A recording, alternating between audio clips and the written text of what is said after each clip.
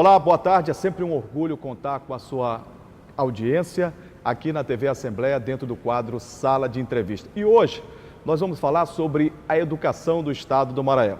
Sobre este tema, nós estamos recebendo aqui o secretário de Estado da Educação, SEDUC, Felipe Camarão. Que bom tê-lo aqui, Felipe. Boa tarde, é um prazer todo meu, a satisfação. Quero agradecer o convite da TV Assembleia de participar e conversar um pouco, sobre o que está acontecendo no Maranhão através do programa Escola Digna, que é uma verdadeira revolução. Já que o senhor falou sobre o programa Escola Digna, este programa tem ajudado a mudar uma triste realidade da educação. Escolas de palha, escolas sem o mínimo de estrutura possível para que o aluno possa chegar e o professor tenha condições de lecionar. O governo Flávio Dino tem ajudado a mudar essa história. E a gente tem visto, muitas escolas sendo reformadas e construídas. Quais são os números do programa Escola Digna hoje no Maranhão, secretário? Eu até aproveito a oportunidade para explicar isso para os nossos telespectadores. O programa Escola Digna foi ainda divulgado pelo governador em 2014, logo após a sua eleição, era um dos seus compromissos de campanha.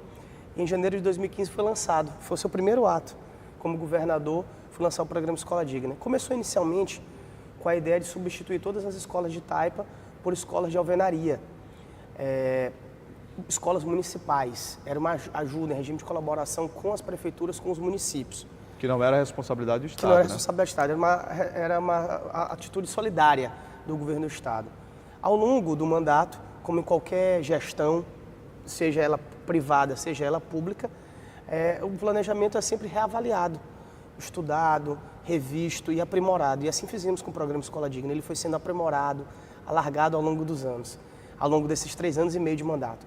Então nós já construímos cerca de 100 escolas municipais para substituir as escolas de taipa por escolas de alvenaria. Mudando a realidade lá na base. Mudando a realidade nos povoados mais longínquos, mas também alargamos o programa porque começamos a constatar que na prática as escolas estaduais também estavam em situação ruim, tão ruim quanto as municipais quase.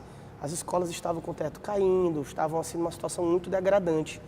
E a gente precisou também reformar as escolas da rede estadual. E mais do que isso, nós constatamos que várias cidades do Maranhão não tinham sequer escola de ensino médio ainda. E o governador precisava construir novas escolas. Não só isso, percebemos que não existia escola de tempo integral. Já sabíamos, mas percebemos que isso poderia ser um gancho para o programa Escola Digna. E seria a educação de tempo integral dentro do programa. Em 2014, zero matrícula, né? Zero matrículas. Esse ano já são 49 escolas e 18 mil matrículas. 18 mil? 18 mil matrículas em tempo integral. Começamos a perceber que a gente poderia inserir dentro do programa Escola Digna a gestão democrática, eleição de gestores, formação continuada de professores e professoras para melhorar a qualidade. Evitando assim a indicação política, né? Evitando a indicação política. Fizemos um plano dentro do Escola Digna chamado Mais IDEB para melhorar os indicadores da nossa rede e do município, ajudando, fazendo formação para professores da rede municipal. Então hoje o programa Escola Digna é uma macropolítica educacional. Como o governador Flávio Dino outro dia tuitou, é a verdadeira intervenção constitucional e educacional que nós estamos fazendo no Maranhão. Hoje o programa Escola Digna, por exemplo, pressupõe também a criação de uma nova universidade, que foi o caso da UEMASul, pressupõe a criação dos IEMAs para dar oportunidade aos nossos jovens fazer uma educação tecnológica, uma formação tecnológica aliada ao ensino médio, pressupõe o maior número de bolsas de pesquisa e pós-graduação que a FAPEMA está fazendo, o Programa Cidadão do Mundo e tantos outros programas que estão, de alguma maneira, abrangidos por esse programa, essa macropolítica de educação que é o programa Escola Digna. Nos números, respondendo a sua pergunta, com muito orgulho, já são quase 800 unidades educacionais entregues pelo governo do Estado desde janeiro de 2015, entre escolas construídas, reconstruídas, reformadas e revitalizadas. E isso é dignidade, né? Isso é dignidade. Hoje, um padrão mínimo de uma escola digna estadual pressupõe a escola ser totalmente reformada, parte elétrica, hidráulica, enfim, o acabamento da escola, ela ser climatizada, ter uma biblioteca adequada e ter laboratórios adequados, de informática minimamente.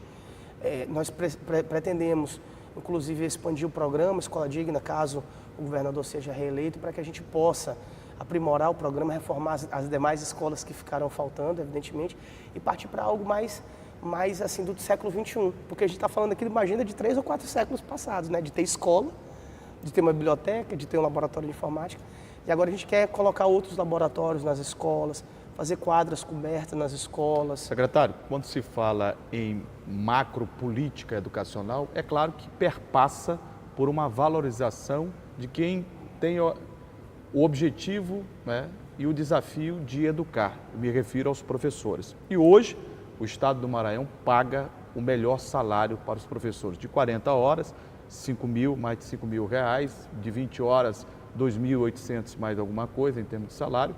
E o governo já realizou um concurso para 1.500 vagas e tem a pretensão de realizar outro concurso ainda este ano para cargos de professores? É isso, não existe escola sem estudantes, obviamente, estudantes estimulados, estudantes que recebem os seus uniformes.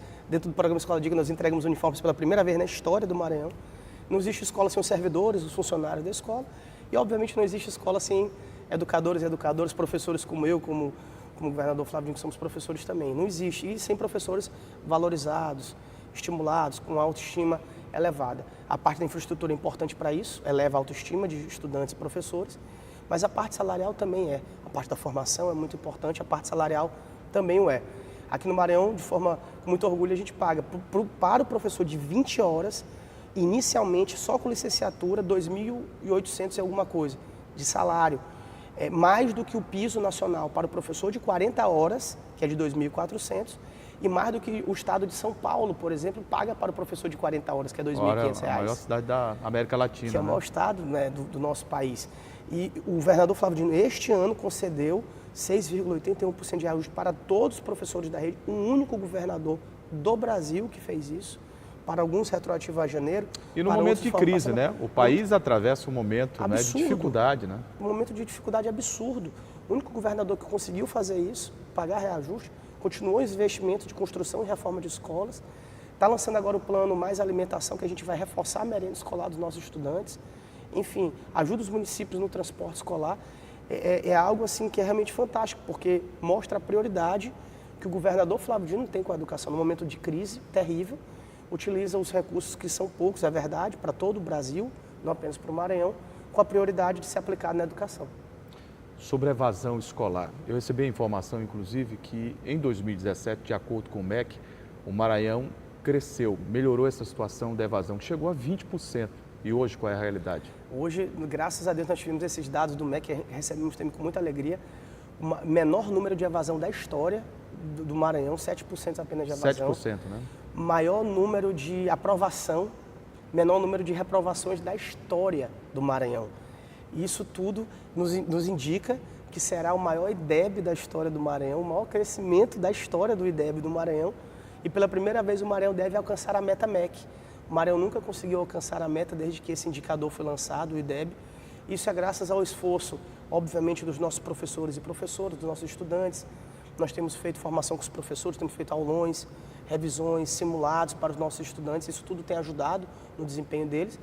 E, é claro, na política que o governador faz no estado do Maranhão para fazer um processo de ensino-aprendizagem de qualidade. O senhor tem visto essa realidade de perto, né? Ainda há pouco o senhor me falava aqui em off, antes de começar o quadro Sala de Entrevista ao vivo, o senhor falava, estou vindo de 11 municípios visitados, quer dizer, em loco, o senhor como secretário de Educação está indo lá acompanhar a realidade e buscar a transformação dela, né? Exatamente. Nós não temos medo de enfrentar nenhum tipo de problema que possa existir na rede. A gente sabe que são muitos problemas porque temos 1.300 escolas, é até natural que exista. Mas o governador Flávio Dino determinou que eu fosse em todas as cidades do Maranhão, nos 217 municípios, conhecesse todas as escolas da rede e resolvesse os problemas. Estou fazendo isso dentro da minha condição de ser humano, né? Aos poucos. Como te falei, só na semana passada foram 11 cidades.